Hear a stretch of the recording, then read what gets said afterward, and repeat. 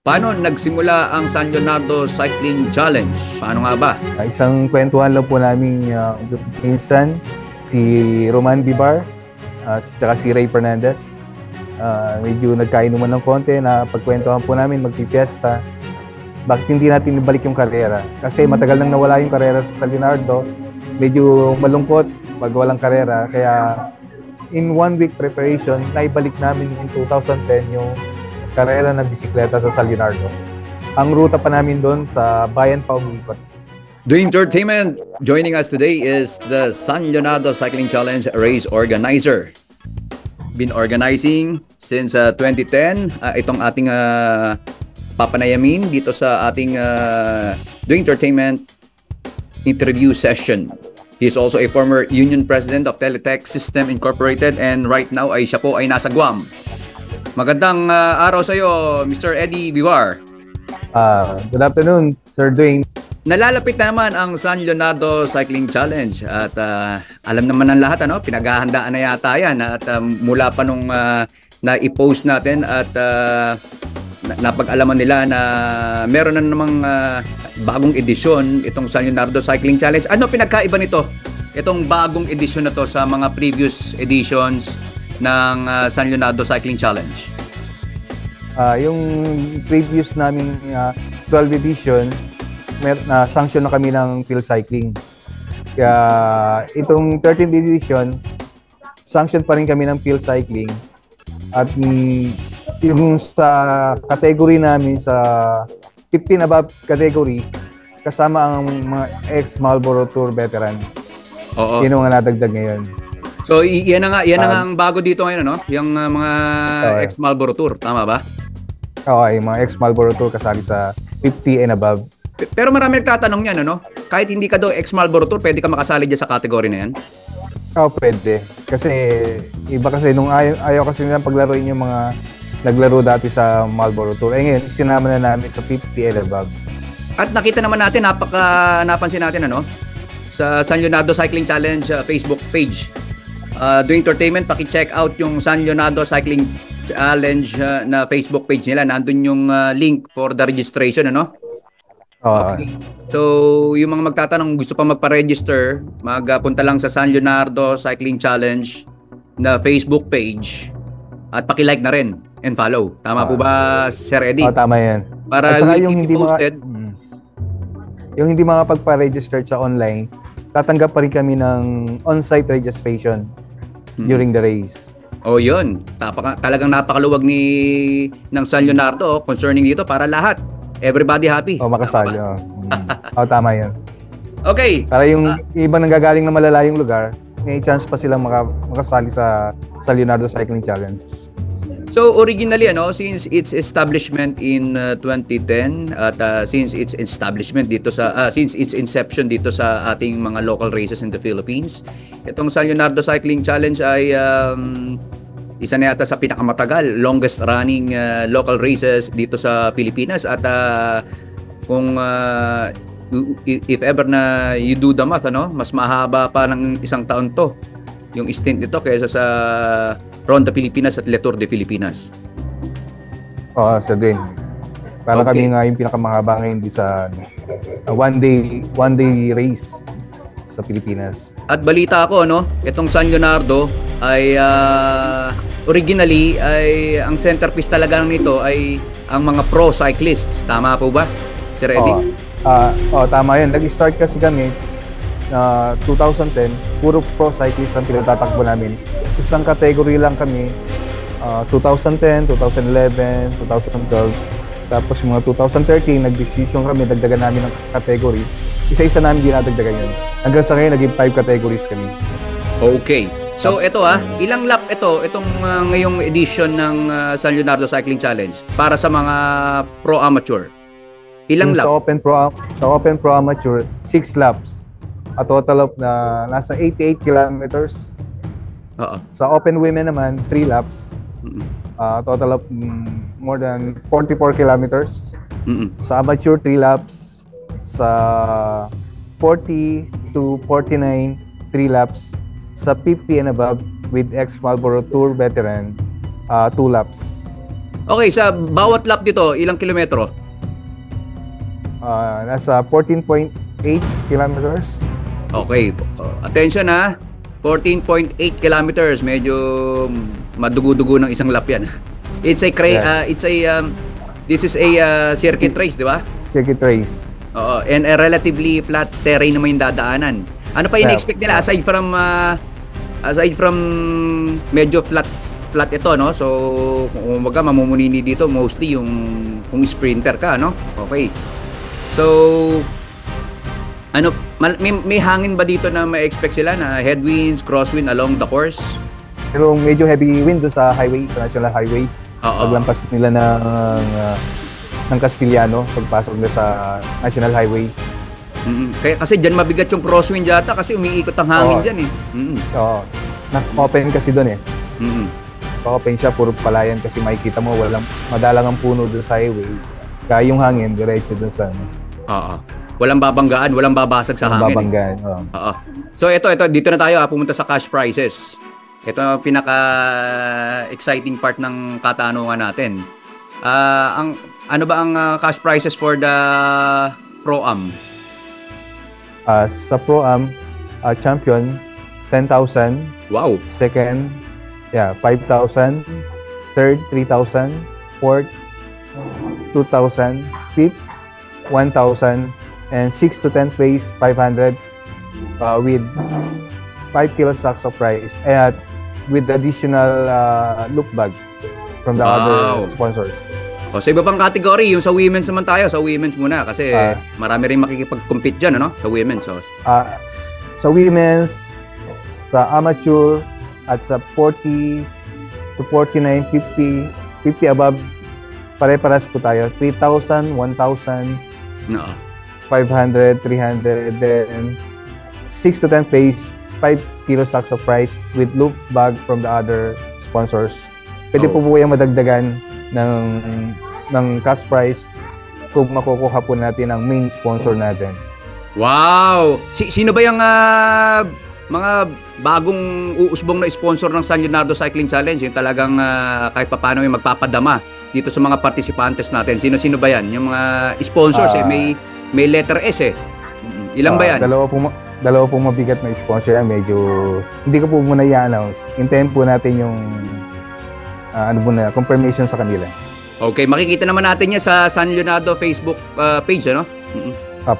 Sir Dane, tama. Okay, please do follow and check out their page para sa mga iba pang mga special announcements at kung paano yung conduct of registration, and at the same time registration itself online. Okay, yes, tama. Nasa link, nandun lang po yung link ng registration, nasa page lang po ng San Leonardo Cycling Challenge at nandun din po sa personal account ko. Doon din po sa mga member ng committee ng San Leonardo Cycling Challenge. Nakapost din po sa kanila yung link ng online registration. So as regards the professional cyclist, no? Sino na ba yung mga nanalo dyan since 2010, since its foundation? In 2010, first dyan, race, champion. Nag-champion po natin sa unang race namin sa 2010, si Bernard Luzon. Sumunod po si dalawang taong po niyang nakuha ang champion sa 2010 and 2011. Back to back, ano? Back to back. Yeah. Sila De La Cruz, hindi po si Juanito, si Johnny, basta pa si De La Cruz, nakalimutan ang first name. Okay. Tapos 2016 po si Baler Rabina. Kaya mga familiar lang po sa akin si 2018 or ni Villanueva. Sumunod si Nilo Valdez, si Oranza, then Nilo Valdez, then yung last year po si Oranza ulit. Bali, two times na po nag-champion sa amin si Ronald Oranza. Okay. Among the pro cyclists, no? So nakita natin diyan yun nga, nabanggit mo yung mga former Ronda champions like itong si Baler Rabina, the 2012 Le Tour de Filipinas champion, at Letour itong si Baler Rabina, no? And then itong si Ronald Oranza, the 2018 Ronda Filipinas na naging two-time San Leonardo Cycling Challenge champion. Okay. Mula nung in-establish tong San Leonardo Cycling Challenge, since its inception dito sa local races in the Philippines, ay sino ba mga original founder nitong San Leonardo Cycling Challenge? Yung mga original na committee kasama ko dito, yung karamihan mga pinsan ko, katulad ni Freddy, yung utol ko, si Freddy Bibar, si Christian Bibar, si Roman Bibar, si Francis Valera, si Jeric Andon Soldevilla, si Norman Garces, at syempre may bago kami kasama ngayon na organizer, si Ronald Torres. So nakita naman natin ang Novo Ecija, isa sa mga kumbaga hotbed of Philippine cycling. Ito yung mga nagte-train talaga ng mga pro cyclists dito sa Pilipinas, way back in Turok, Luzon, talagang nagpa-participate na sila diyan, at even Marlboro Tour, at itong mga nagronda nga. So yun yung mga biggest local cycling races in the Philippines na talagang nilahukan ng mga Novo Ecijano riders, and yung iba naman din nagpa-participate na rin abroad, internationally, at mga UCI sanctioned races. So once again, ito pong San Leonardo Cycling Challenge, now in its 13th edition, is a field cycling sanctioned race na talagang kaabangan, talagang lalahukan ng mga iba't ibang siklista, hindi lang lamang sa Nueva Ecija kundi sa ibang parte pa ng probinsya, sa Luzon, even sa Visayas and Mindanao. Welcome naman po siguro, Sir Eddie? Oo, welcome po lahat. Basta po magaling magbisikleta. Kahit po yung mga baguhan po natin, syempre po limitado po ko dapat. Kung sasali po sila ng karera, dapat yung may mga experience na po sila sa race para maging maganda po takbo natin ang karera. Saka ang kagandahan dito, yung mga baguhan lang, yung mga baguhan lang talagang makakaroon sila ng magandang mindset kasi makakasabay nila yung mga idol nila eh. Oo, tama. Tama ba, Sir Eddie? Okay. Tama. At itong San Leonardo Cycling Challenge naman ay magsisilbi ding tune-up races para sa mga ibang mga big races nitong mga pro cyclists, At hindi lang to, magiging star-studded to kasi balita ako nga, nagpe-prepare na rin si the legend Placido The Flash Valdez, Oh, tama yun. Mga Marlboro. Sa mga Marlboro legends, sino mga sigurado na nag-inform na sa inyo na lalahok? Ay malamang na si Juanito de la Cruz, sila Renato Dolosa. Baka na dito din sila Carlo Gieb. Sa mga tour veteran diyan, mga bigatin pala talaga. Para tayong pinaghalong nanood kayo ng Marlboro Tour, Ronda Pilipinas. At siyempre, Leonardo. Sila yung nag-request na parang magka-reunion sila mga ex-Marlboro Tour veteran. So, excited ng lahat, excited ng lahat. At by the way, Sir Eddie, ang alam ko talaga gawa ng mga trophy, saka yung mga medals for them, na ipa-flash natin ngayon. Ayan. At saka yung yung sa trophy, may sponsor din ni the legend Placido Valdez. Wow, oo nga, balita ko nga kasi si Sir Placido talagang even kino-cover ko yung mga races niya, yung mga KOM challenge niya, yung hari ng Villa. Talagang akala ko lang talaga na galing sa iba yun, pero siya talagang pinoproduce niya rin pala yan, yung mga trophy niya. Ang ganda ng trophy niya, parang plucky yung trophy niyan eh. Oo, tama. Oo. So, Sir Eddie, yung mga pakibati na rin yung mga sponsors mo na sumusuporta dito sa iyong longest running cycling race dito sa Nueva Ecija and even in the Philippines. Second longest pala. Turo matabong kay pala isa pagdating sa Pilipinas, Siyempre, kauna-una natin pasasalamatan din. Siyempre, ang Dwayne Entertainment, ang official media coverage. Yeah.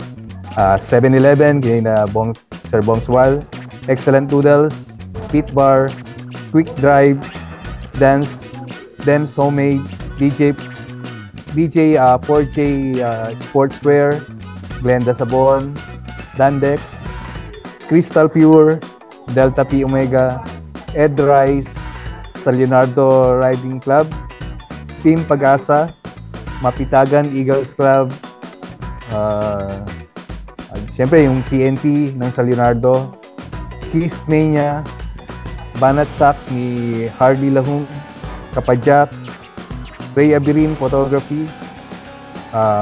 Siyempre, ang Phil Cycling, Ma'am Sunshine, Sir Romel Perez, at si Patrick and Mabel Alcantara, si Victor Mendoza, saka yung palang tatlo naming individual na nagbigay ng sponsor ng 100 pack na lunch, si Alman Perez.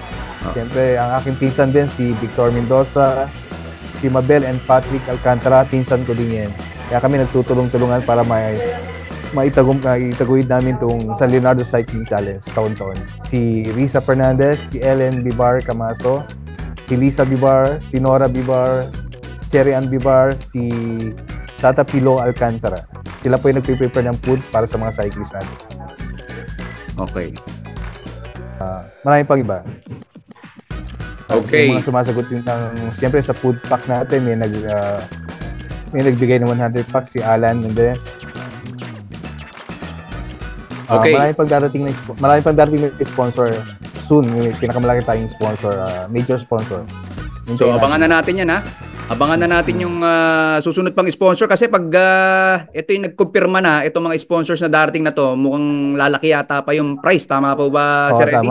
Tama. Madadagdagan natin ang cash price dyan sa lahat ng categories. And hopefully, itatag natin sila kung sakaling magkumpirma na dito sa pag-sponsor ng San Leonardo Cycling Challenge 13th edition. Again, on Dwayne Entertainment, Mr. Eddie Bibar, the San Leonardo Cycling Challenge race organizer. This is Dwayne Badwa for Dwayne Entertainment. Honda Pilipinas 2020. Hey, Dwayne. Bunganga, okay. Ako si Dwayne Badwa.